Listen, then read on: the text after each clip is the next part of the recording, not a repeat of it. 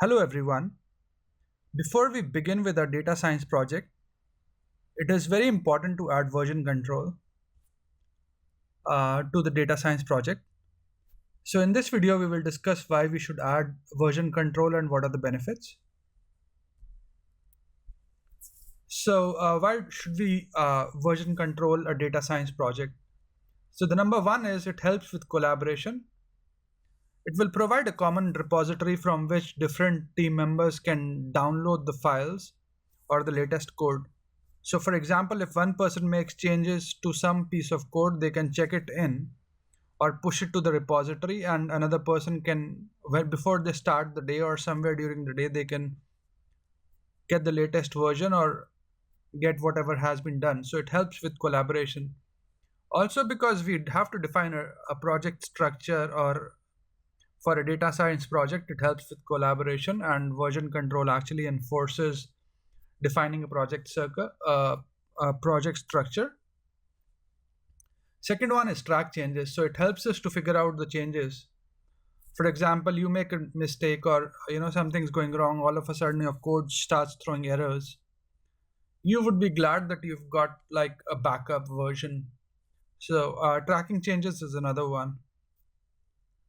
So, and the third one is it's versioning is not beneficial just for teams, but even for solo developers in case they want to see what they developed or they want to revert to a previous version.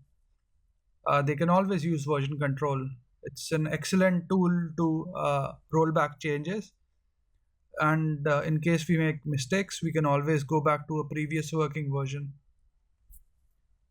So, what are the thumb rules for using a version control system? Backup regularly, every hour or every day. Typically, as a rule, try to back up at least by the end of the day. So, in case the next day something happens or the backup is, or if things don't work on the next day, you can always get data from the version control system. Backup small changes. So, for example, if you're adding code, you don't want to finish the whole file and then commit it. You want to maybe after adding one functionality, for example, you want to be able to access some files. So that functionality of opening or accessing the files could, once you've created that, you could check in. Then you've done some manipulation on the data, you can check in that. And the third one could be when you're throwing out the results, you could check in after you've built that. So you back up small changes in case something goes wrong. You've always got a latest version and you're not losing like 2 or 3 days of work. You probably lose maybe 2 hours or 1 hour of work. So try to keep checking in small changes. So if there's something goes wrong, you don't end up spending a lot of time rewriting the code. Get latest working version regularly. As a thumb rule, I try to get the latest working version at the beginning of the day.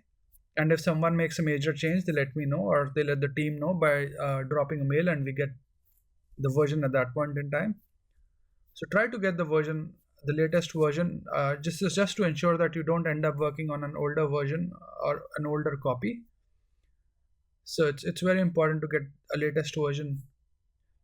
Follow a template while saving changes to the repository. A checklist helps. So you can see that what you want to back up or how what you need to do. Like, do you want to add comments? Do you want to put in more documentation before you check in? So follow a template when you check into the repository. That will help. And what are the most popular version control tools you can use? So the one I'm aware of, or what I use, or we plan to use in this video series, is going to be Git, and you can use Bitbucket for this. I suggest doing some further reading on this.